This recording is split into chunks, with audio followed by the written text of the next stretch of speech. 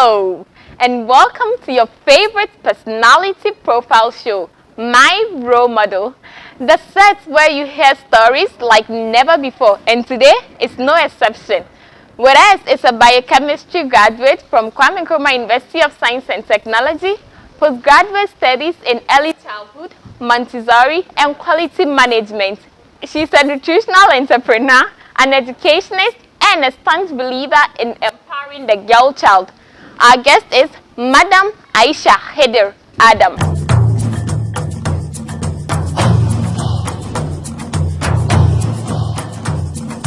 Allahu Akbar, Allahu Akbar, Allahu Akbar, Allahu Akbar, Allahu Akbar, Allahu Akbar. All praise is due to the one and only. He is the master. This program is powered by Halal Events. I really enjoyed that swing. I guess my audience would like to know the gorgeous lady sitting in front of us. So, Madam Aisha, kindly take us through your upbringing, Alhamdulillah, I had what you call a beautiful youth, okay? It was a mixture of, the challenges and the regular being of a child and stuff like that. I grew up in Abeka, okay, what is currently called the Abeka Zongo, quite a Muslim-dominated area. First born to Sheikh Hider Adam and Hajia Jamila Umar. I grew up in a closely knit family environment because I had my grandparents, my maternal grandparents lived very close to our house, and my paternal grandparents lived in our house. Oh. So I had that pleasure of getting to move to, spend some days here, be with your parents for some days, and go to sleep granny's in exactly. That kind of childhood was there for me. And being the first child of my parents, yes, the expectations were a lot. Okay, they expected that I'll grow up to be a certain way, I'll behave a certain way. So they looked out for me in those areas. But Alhamdulillah, looking back, I think it was a beautiful one, and I got the opportunity to learn as I grew. And I also got the opportunity being a child. So as early as 2.5 years, my parents enrolled me in school, okay, in Achimota school to be precise.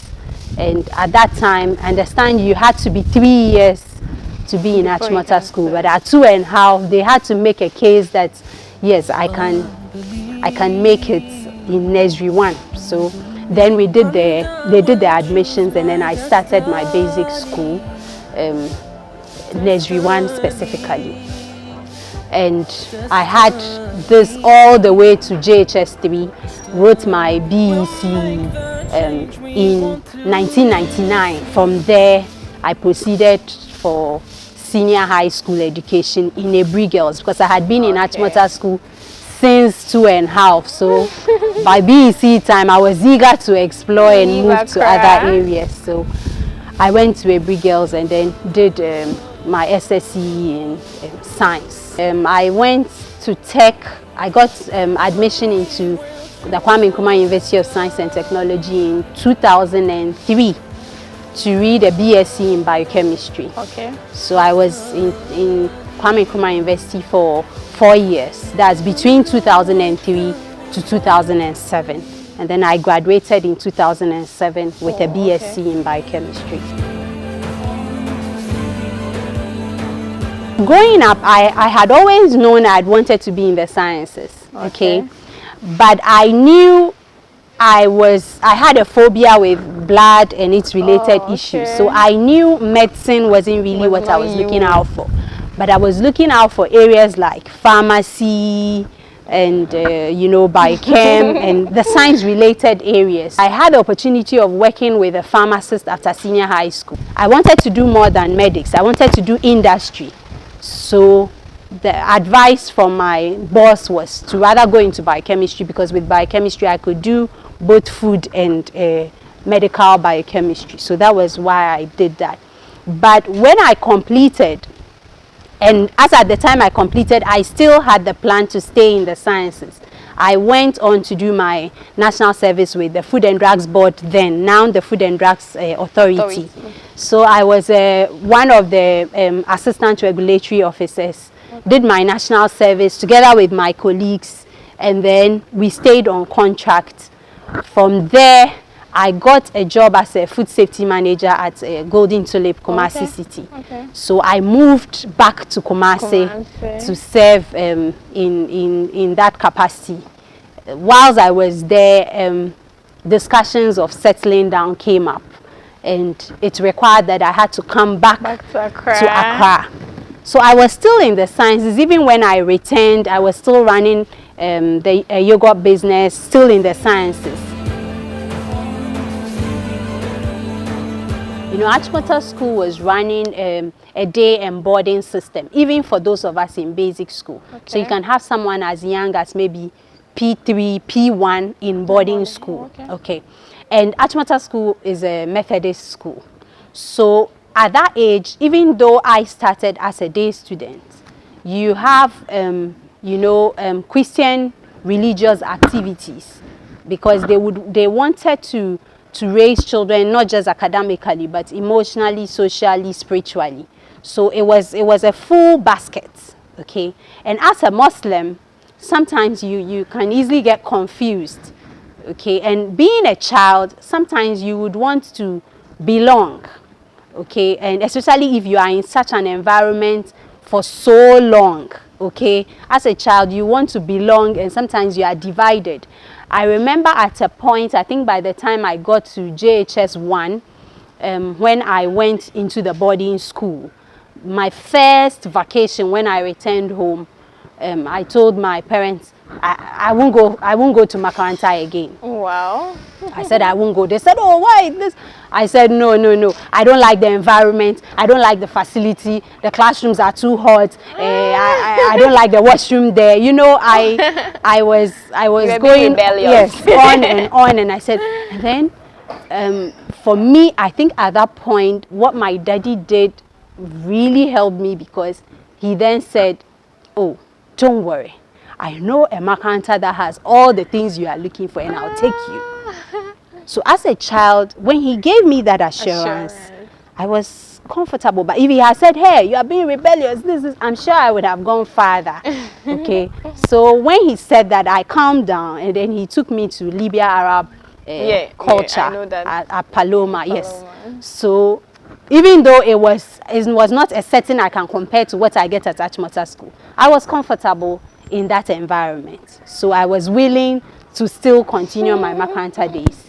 The other thing also has to do with veiling, because you are in school, you don't veil. I remember after SHS, when most of us are doing our first perming, to perm this hair and cover it, it's not going to be easy. So that one was also another thing. I was like, no, I wasn't going to cover it. And even that one too, my mommy also had to play a very crucial role, because at a point she realized that I didn't want to veil. And if they push me, I would just pretend to veil.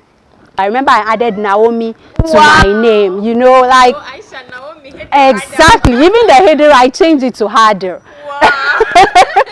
You know, the name. yeah. So when I got admission to the university and we were shopping to go, she took me to Nima one of those days, and then she bought different styles of veils and everything. So I was like, hey, this woman. So she had a personal conversation with me, and she said, I have noticed, I know that when you go out, you remove the veil. But do you know why? I think it's because all your friends that you've had from basic, senior high are non-Muslims. And you just be with them, everybody is permit, so you want to belong. But the good thing is that now that you are going to the university, no one knows you there. So it is a good time to start your veiling because you feel comfortable. You meet people from all walks of life and it's not like you've known them previously. So I felt like, okay, that is a good advice, and then I took it. And I like the fact that there were different styles of the veils and the abayas were not only black. You know, I felt that, okay, it was fashionable. Okay, yeah, why not? I would wear them. So that for me became like the point where I was willing to accept who I was and work towards it. And thankfully, entering into first year, Jimsa was there. So that was for me, that was like that was the point that I saw myself returning. When I had my daughter, then the thoughts came, my first daughter. That was when the thoughts came, because I looked back. At that point, I looked back at all the ups and downs that I had to go through being a Muslim girl child, and the quest for my parents to get sound and quality education for me, and some of the places that I had to end up in, and some of the challenges I went through as a Muslim girl. And I was like, if I could improve that, because the quest for every parent is to get sound and quality education, but how do you do it so that you don't also compromise on the Islamic education? So I was like, if we could do this. So I began speaking to my seniors that left KNUST earlier, and I knew they already had children. So I started calling them. Okay, so what are you doing with your children and the rest, Makaranta and all of that? And they said, oh, Makaranta, I don't think I can take my child. So we are managing at home. And we are managing at home. But I felt like that was not the solution. So this was a clear-cut need. There was a growing need for a middle to upper class madrasa to serve the community. And it wasn't available. So instead of joining, we are doing it at home. Why don't we research into what this is all about and see how we can support? So that was how I ended up in education.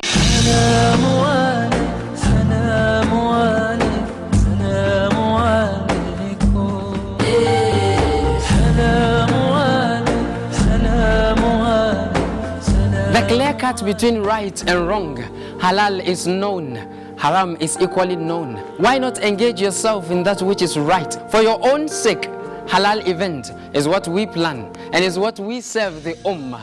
Halal event, know the difference.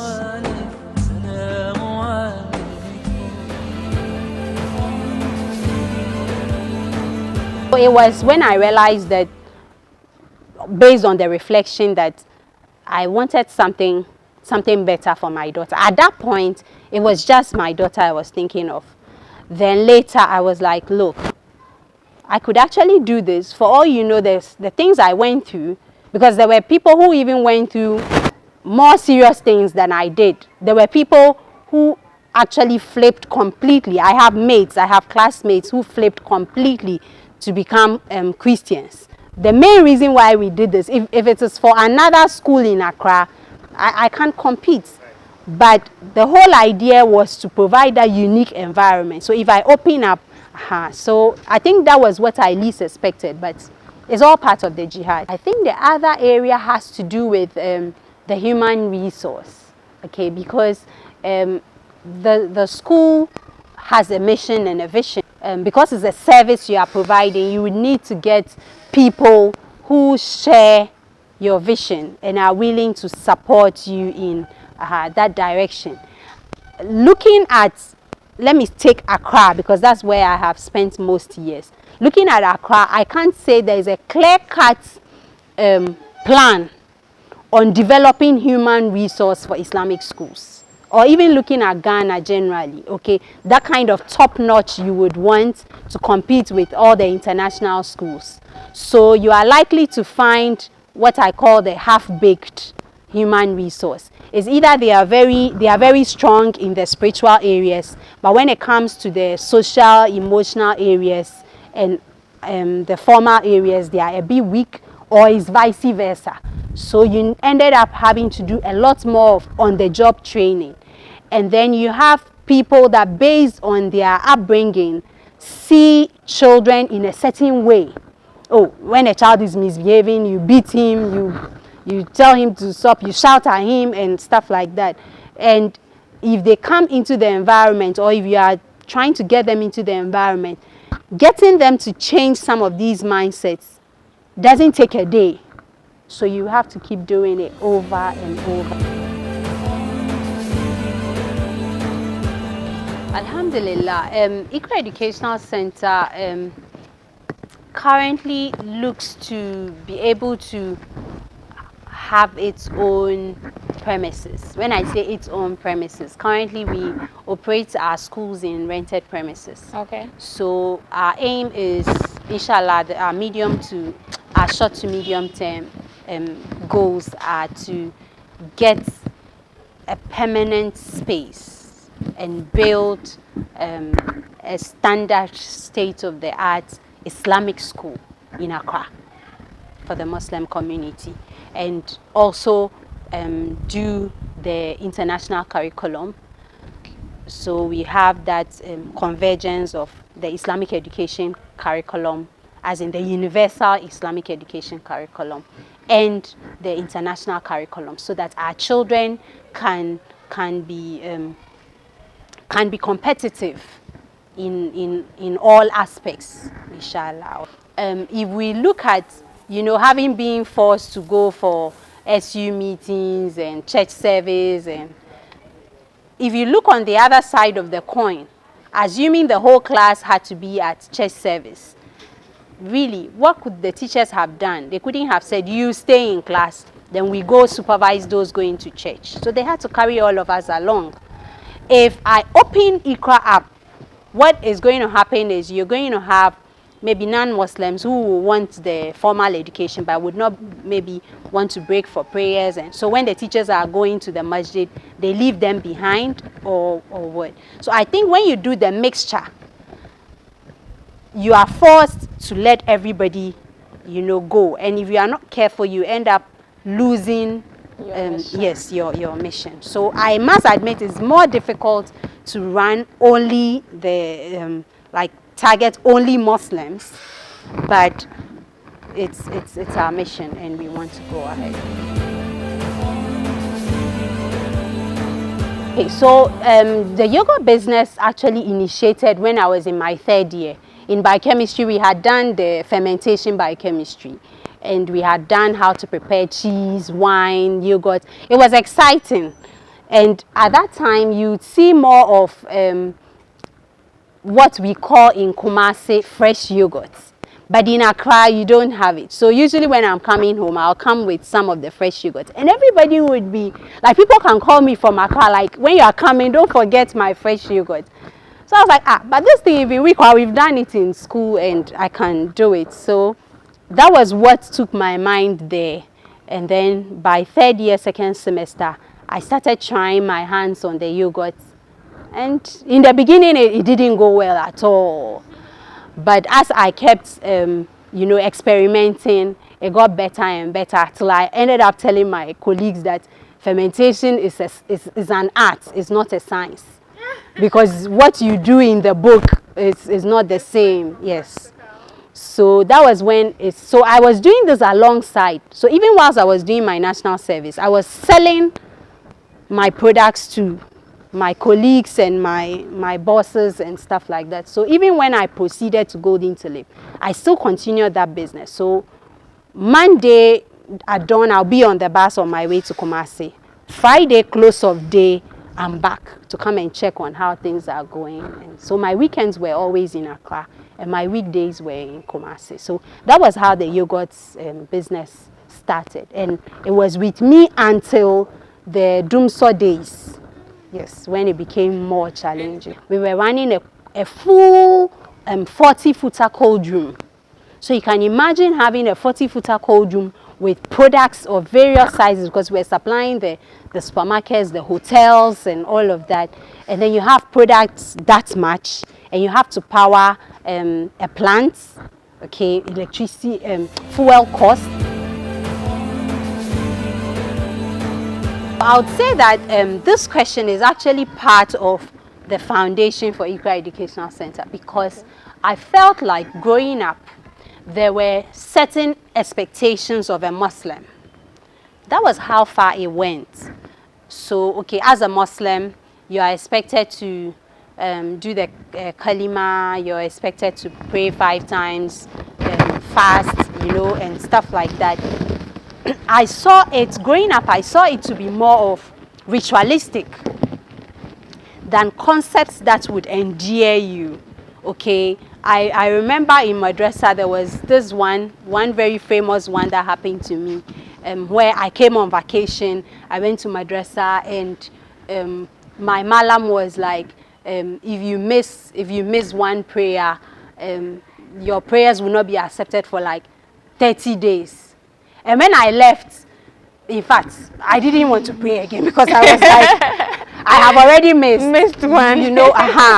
So I felt like I felt like how Islam is taught is a bit problematic.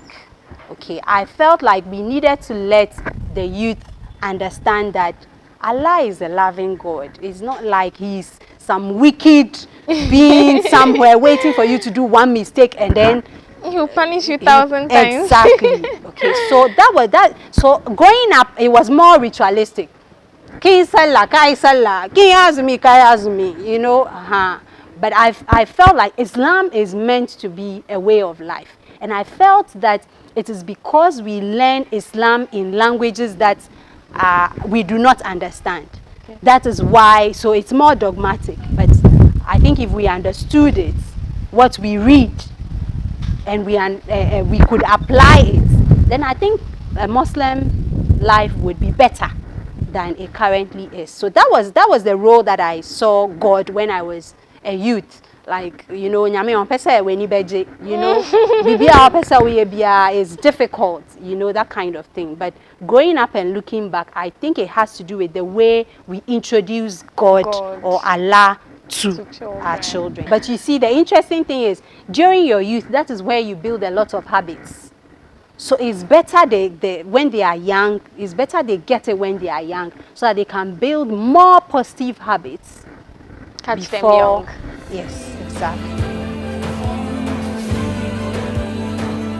I would define a role model as someone that you look up to, someone that you can see your future self in them. You definitely, yes, there's no perfect one, but when you look at them, they serve as inspiration for you, and you look up and you would want to go their way or learn from them and emulate. I think my immediate role models were my parents, my family members. I would not say I had a lot of the external ones. Okay, it was more of those who were immediately around me and the kind of inspiration that they gave me. But as I grew, yes, then, but in my youth, I would say, apart from my family, I would say I didn't really have it. I think we could project that more. Okay. I think that we could let our youth see more role models. Let them know that it's not all rosy out there. That there are times you would fall, there are times you would get up.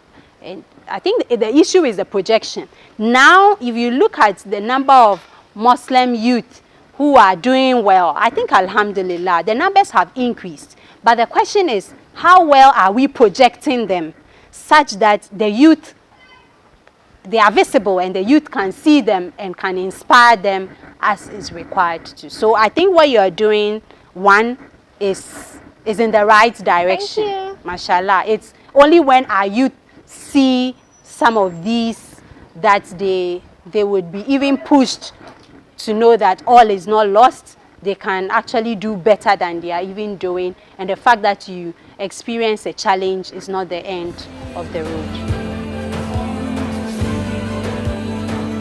Okay, so what I would want to say is that one, education makes a lot of difference. I usually say that if I look between myself and my paternal grandmother, who was a very, may Allah accept her soul, she was a very strong woman, okay? This was someone who was pregnant at 7 months when her husband passed away, and she had to go and work in the quarry. Okay, she had a blind uncle and she had children, including my dad.